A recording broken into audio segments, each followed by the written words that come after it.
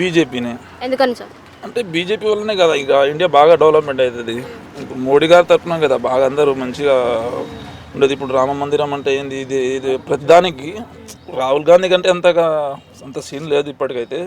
ఇప్పుడు బీజేపీ వస్తుంది, next time కూడా బీజేపీ వస్తుంది దాదాపుగా. అంటే ఇప్పుడు మోదీ గారు రైతులకు ఏ విధంగా సాయం చేయలేదని చెప్పేసి అని అంటున్నారు కదా మరి ఇక్కడ ఖలిస్తాన్ వాళ్ళే అంత వేస్ట్, అది మనకు సంబంధం లేదు. అది వాళ్ళు సిక్కులు వాళ్ళు చేస్తున్నారు కదా ధర్నా, అదేం మనకు సంబంధం లేదు. మోడీ గారు అంటే ఇంకా బాగానే ఉన్నారు కదా. ఇప్పుడు ఇండియా అంటే మోడీ ఉన్నారు కాబట్టి ఇండియా అని పేరు వచ్చింది బయట, లేకుంటే ఇండియా ఎవరు ఇంకా అంతగా పట్టించుకుంటే లేరు కదా ఎవరు.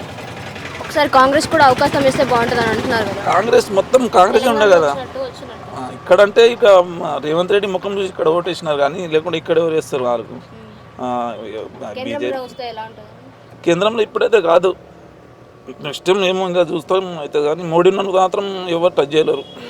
బీజేపీ